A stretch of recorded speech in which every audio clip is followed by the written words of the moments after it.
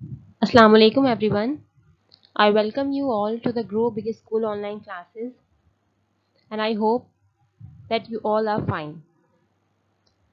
So today we are going to start our next chapter, that is part number 6, Amar Jyoti Guru Nanak Dev. ठीक है, आज हमारा ये चैप्टर, एक नया चैप्टर स्टार्ट हो रहा है जिसका नाम अमर ज्योति गुरु नानक देव है।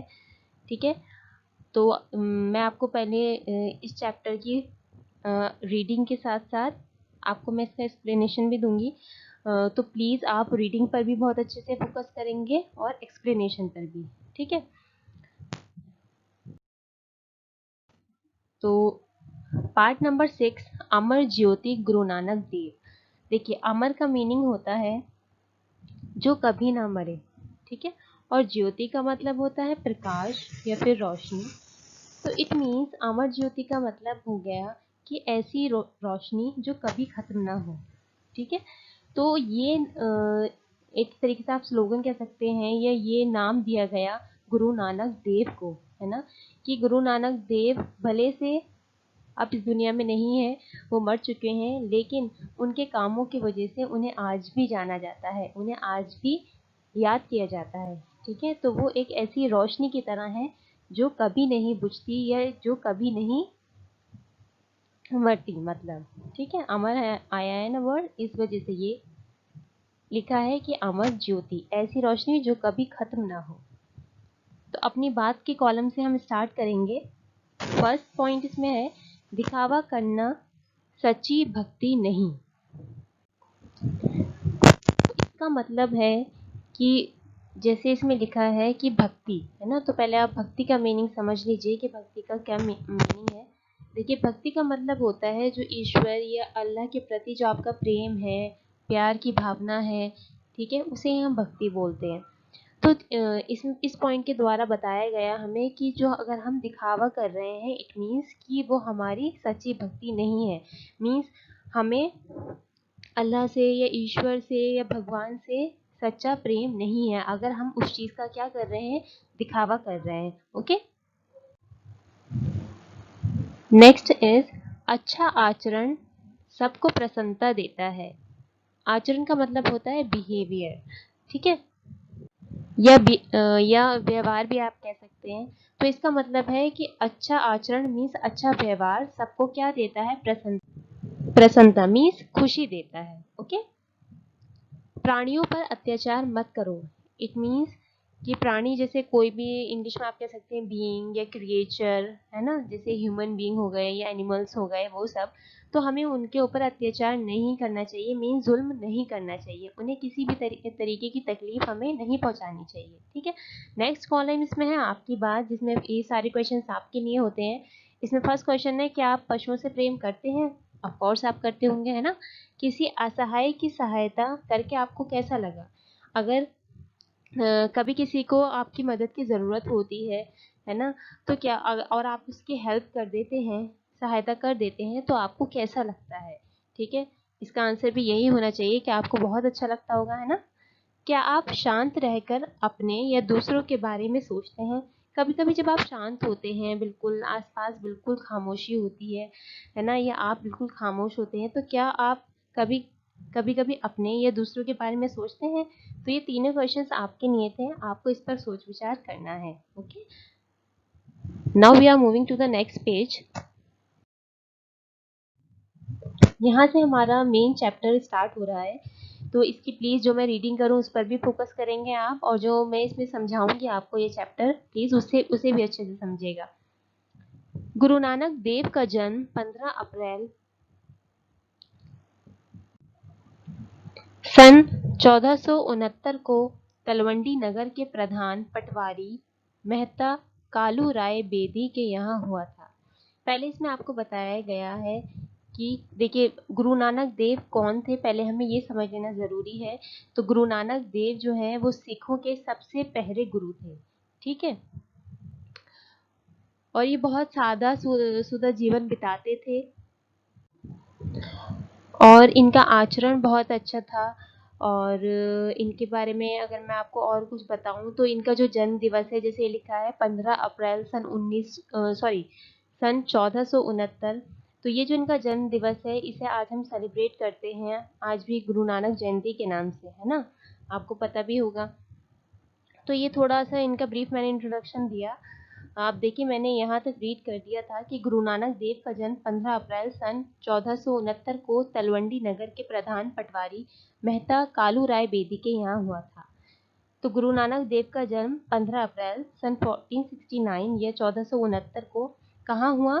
तलवंडी नगर के जो प्रधान थे पटवारी। पटवारी का मीनिंग होता है जैसे जो जो ज़मीनें वगैरह, जैसे कोई एक सरकारी कर्मचारी है ना, जो ज़मीनों वगैरह को देखता है, उसमें कितनी फसल उग रही है, कितना उससे हमें प्रोडक्शन उसका हो रहा है, कितनी हमें उसे यील्ड मिल रही है, ठीक है, कितना वो फसल प्रोड्यूस कर रही है, वो सब, इन सब चीज़ों का जो हिसाब किताब रखता है ना, उसे हम पटवारी कहते हैं। तो जो पटवारी थे मेहता कालू राय बेदी, उनके घर हुआ था। इट मीन्स इससे आपको क्या पता चल रहा है कि जो मेहता कालू राय बेदी हैं वो कौन है? गुरु नानक देव के पिता हैं। ओके। बचपन से ही सत्कर्तार ईश्वर ही सत्य है का मधुर वचन नानक के मुख से प्रायः निकला करता था। देखिए शुरू से ही जब गुरु नानक देव छोटे थे तो हमेशा उनके मुंह से अक्सर क्या, प्रायः का मतलब होता है अक्सर, उनके मुंह से अक्सर क्या निकलता था? सत्कर्ता, जिसका मतलब होता है ईश्वर ही सत्य है। सत्य मीन्स सच, मतलब ईश्वर ही सच है, ठीक है। उनके पिता ने जब उनके यज्ञोपवीत संस्कार के लिए सभी बिरादरी वालों को न्योता देकर बुला भेजा, तब नानक ने जनेऊ पहनने से इनकार कर दिया। देखिए इसमें जो हाईलाइटेड वर्ड्स हैं, जैसे यज्ञोपवीत संस्कार, इसका मतलब होता है, देखिए सिखों में या हिंदुओं में, जैसे हिंदू में भी बहुत सारी कास्ट होती हैं, ब्राह्मण वगैरह होते हैं, है ना, तो वहाँ पर ना क्या होता है, जो इसमें यज्ञोपवीत संस्कार लिखा है उसका मतलब है कि एक उत्सव होता है जनेऊ पहनाने का। जनेऊ क्या होता है अब? तो जनेऊ आप देख सकते हैं गुरु नानक देव के गले में भी डली हुई है एक माला टाइप, उसे हम बोलते हैं, ठीक है। और ये कौन पहनाता है? ये एक गुरु पहनाते हैं अपने शिष्य को। ओके। तो ये हिंदुओं में ये कल्चर देखने को मिलता है, ये वाला फेस्टिवल वहाँ पर होता है, ये गोपवीत संस्कार, जिसमें जनेऊ पहनने का आप उत्सव इसे बोल सकते हैं, फेस्टिवल बोल सकते हैं, ठीक है। तो वो एक त्योहार की तरह एक तरीके से फेस्टिवल था, उत्सव था। तो उनके पिता ने जब इस जनेऊ पहनने का जो उत्सव था उसके लिए सभी बिरादरी में रिश्तेदारी के या आसपास के लोगों को न्योता मीन्स इनविटेशन देकर बुला भेजा। तो नानक ने क्या किया? नानक ने जनेऊ पहनने से इनकार कर दिया, उन्होंने जनेऊ नहीं पहना। अब देखते हैं इन्होंने क्यों नहीं पहना। उन्होंने कहा कि उन्हें जनेऊ के धागों पर विश्वास नहीं है।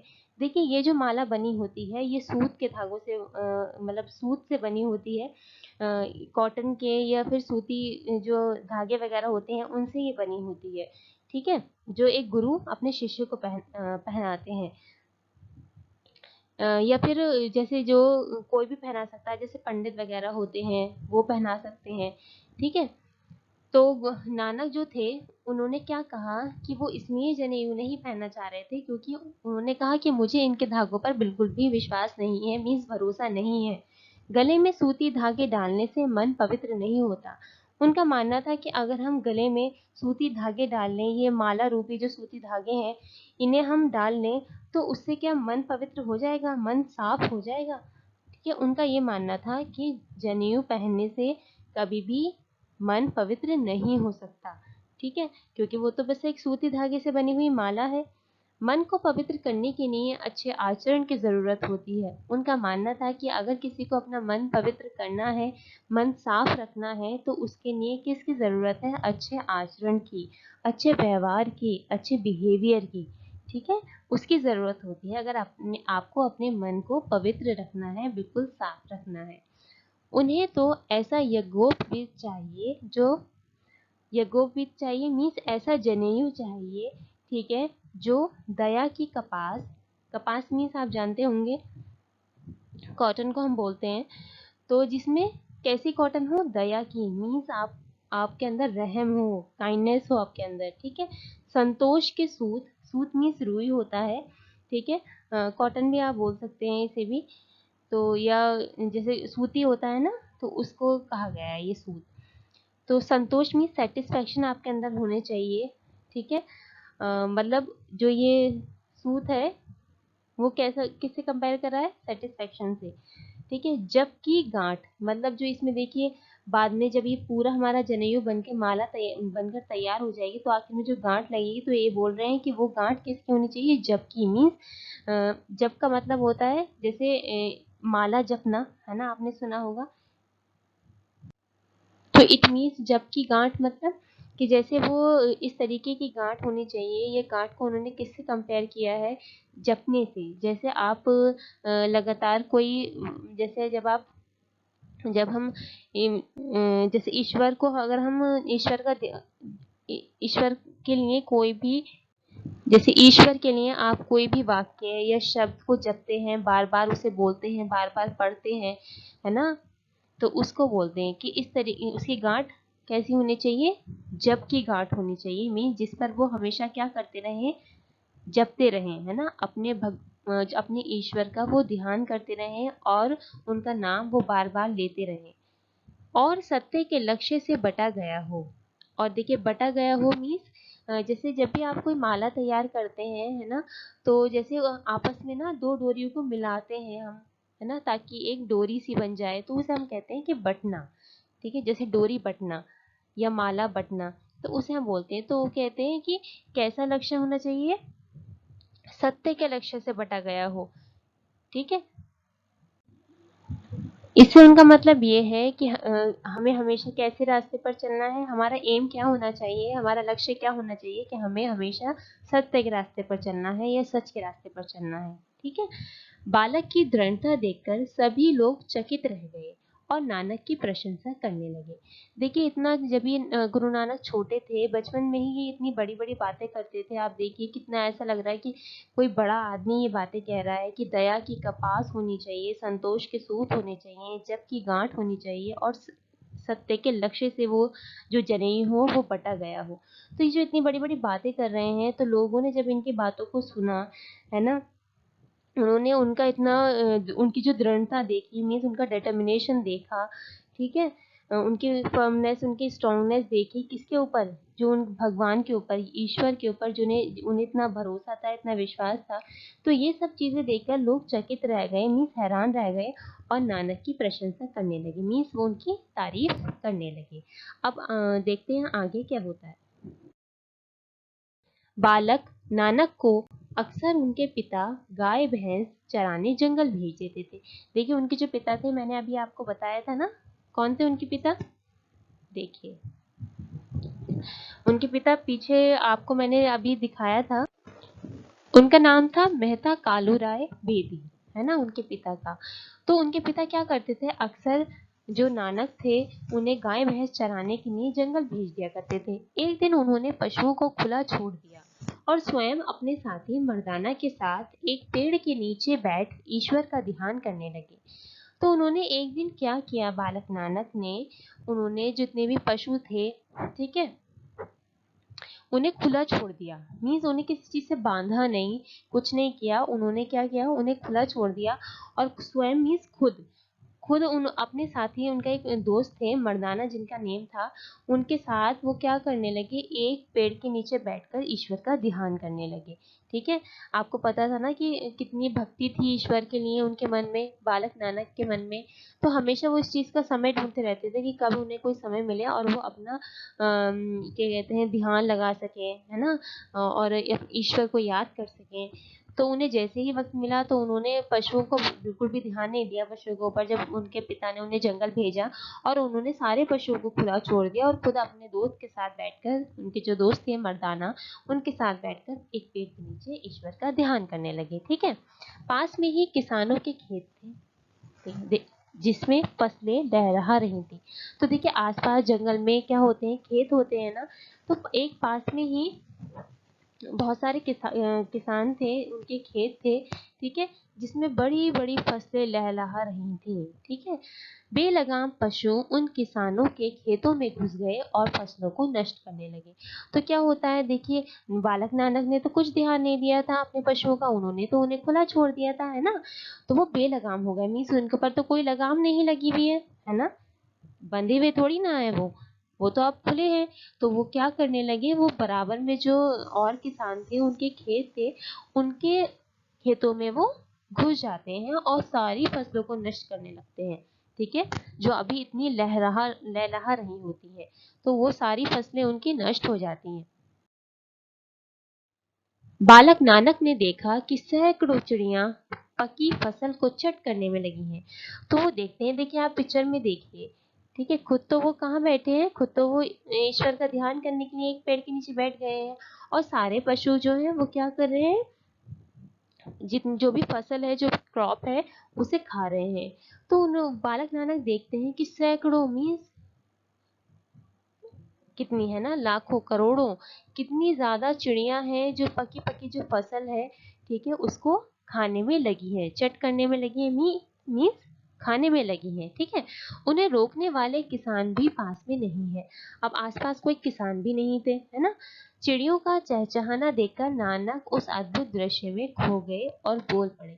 तो जैसे ही उन्होंने चिड़ियों की तरफ देखा, उनका चहचहाना सुना, तो उन्होंने क्या किया, ये अद्भुत मीन्स अनोखा दृश्य, मीन्स जो वो इस टाइम देख रहे हैं, जो सीन है, उसको बोलते हैं। ठीक है, तो ये अनोखा दृश्य जब उन्होंने देखा तो वो उसमें बिल्कुल खो गए, है ना। और उन्होंने क्या बोला, ये देखिए, राम की चिड़िया राम के खेत, खा लो चिड़िया भर भर पेट।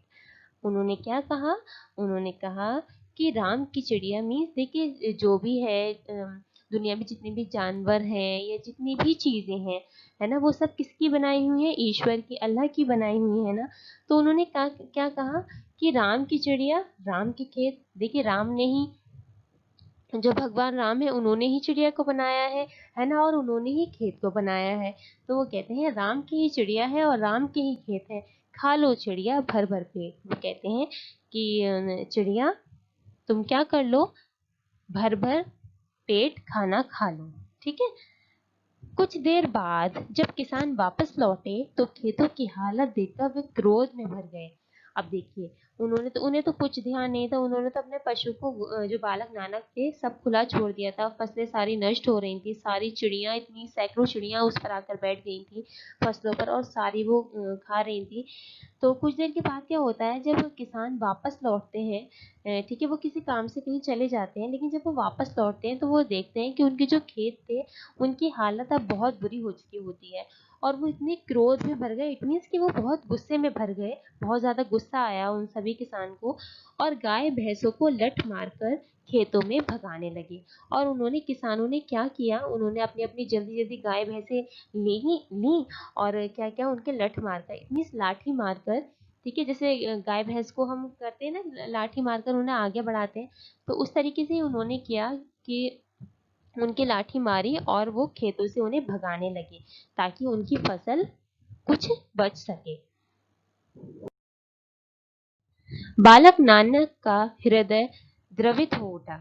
देखिए, हृदय का मतलब होता है दिल, है ना, और द्रवित का मतलब होता है पसीजा हुआ, आप कह सकते हैं, या एक तरीके से पिघला हुआ भी आप कह सकते हैं।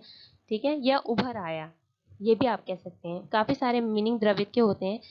तो इट मीन्स कि उन्हें बहुत बुरा लगा। ये सिर्फ इससे वाक्य से आपको समझाया जा रहा है कि बालक नानक को बहुत बुरा लगा। ठीक है, उनका दिल पसीज गया। वे बोल उठे, मर्दाना रोको उन्हें।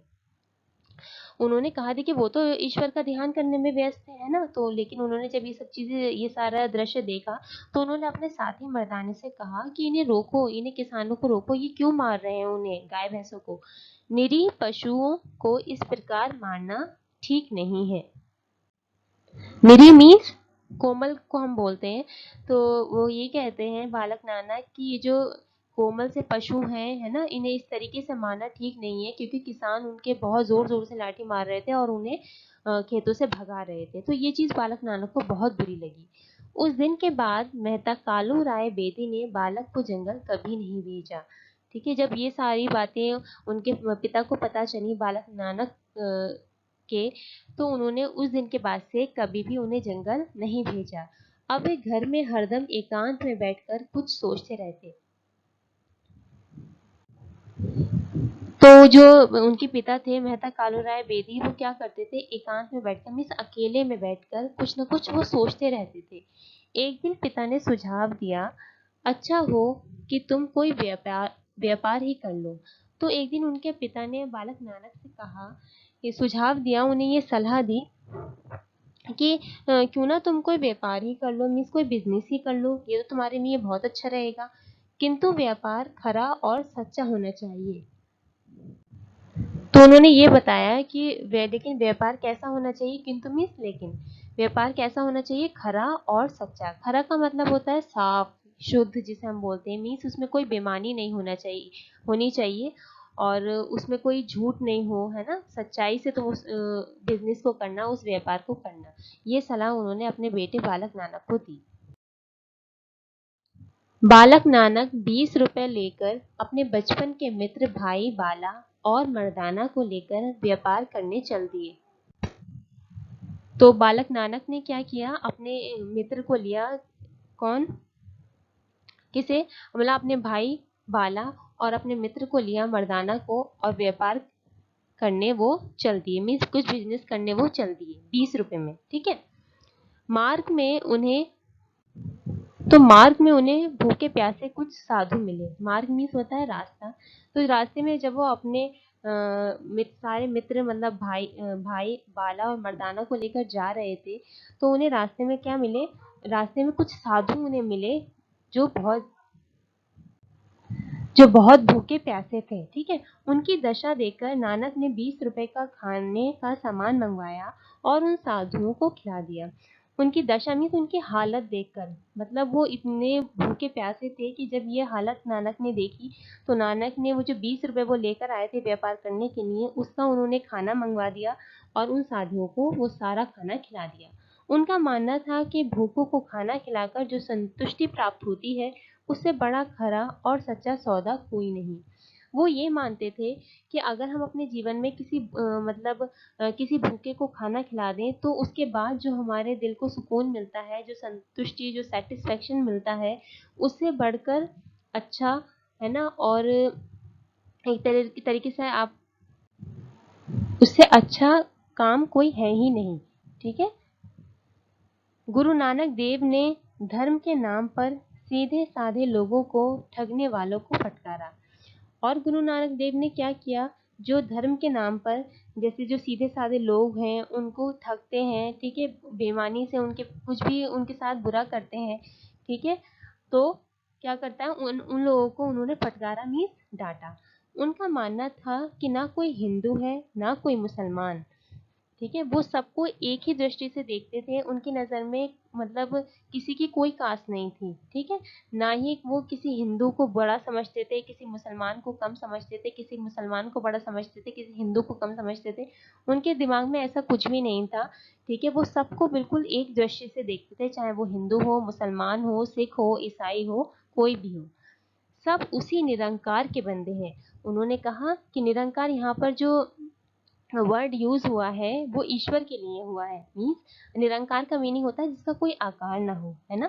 तो यहाँ पर ये लफ्ज ईश्वर के लिए इस्तेमाल हुआ है। तो उन्होंने कहा कि सभी किसके बंदे हैं, ईश्वर के बंदे हैं, अल्लाह के बंदे हैं। मुसलमान उन्हें पीर फकीर पैगंबर मानते थे। तो इट मीन्स कि मुसलमान उन्हें अच्छा आदमी मानते थे। ठीक है। उनके उपदेश और संदेश आज भी सभी के लिए प्रेरणादायी है। ठीक है। वो जो भी उपदेश देते थे, इट मीन्स कि जो भी वो नेक सलाह देते थे, अच्छी बात बताते थे, वो भी आज आज भी सभी के लिए वो क्या है, प्रेरणादायी है। इसमें इट मीन्स उनसे हमें प्रेरणा मिलती है, इंस्पिरेशन मिलती है। हम आज भी उन सभी बातों से इंस्पायर होते हैं। तो ये इस चैप्टर के कुछ शब्द अर्थ हैं जिन्हें मैं आपके साथ डिस्कस कर रही हूँ। जैसे यज्ञोपवीत संस्कार मीन्स जनेऊ पहनने का उत्सव, न्योता मीन्स निमंत्रण, लठ मीन्स लाठी, द्रवित मीन्स पसीजा हुआ, एकांत मीन्स अकेले, खरा मीन्स शुद्ध, प्रेरणादायी मीन्स प्रेरणा देने वाले, बिरादरी मीन्स जाति, अद्भुत मीन्स अनोखा, हृदय मीन्स मन, निरीह मीन्स कोमल, सुझाव मीन्स सलाह एंड मार्ग मीन्स रास्ता। तो ये था हमारा चैप्टर जिसका नेम था अमर ज्योति गुरु नानक देव, जिससे हमें ये सीख मिलती है कि हमें हमेशा अच्छा आचरण रखना चाहिए, अच्छा व्यवहार रखना चाहिए अपना, है ना। और भूखे प्यासों को खाना खिलाना चाहिए, अच्छी अच्छी बातें करनी चाहिए और सबको नेक सलाह देनी चाहिए और किसी के ऊपर अत्याचार नहीं करना चाहिए, जुल्म नहीं करना चाहिए, चाहे वो कोई इंसान हो, जानवर हो या कोई जानवर हो, ठीक है। किसी के ऊपर भी हमें जुल्म नहीं करना चाहिए, किसी को भी नुकसान नहीं पहुंचाना चाहिए। तो ये सारी इतनी ढेर सारी बातें थी जो इस चैप्टर के थ्रू आपको सीखने के लिए मिली, ठीक है। तो आई होप कि आपको ये चैप्टर अच्छे से समझ आ गया होगा और अगर आपको इसमें कोई भी डाउट है तो प्लीज़ जो हमारी लाइव क्लास होगी उसमें आप पूछ सकते हैं, ठीक है। अपने सारे डाउट्स आप क्लियर कर सकते हैं लाइव क्लास में। So thank you so much. Assalamu alaikum wa rahmatullahi wa barakatuh.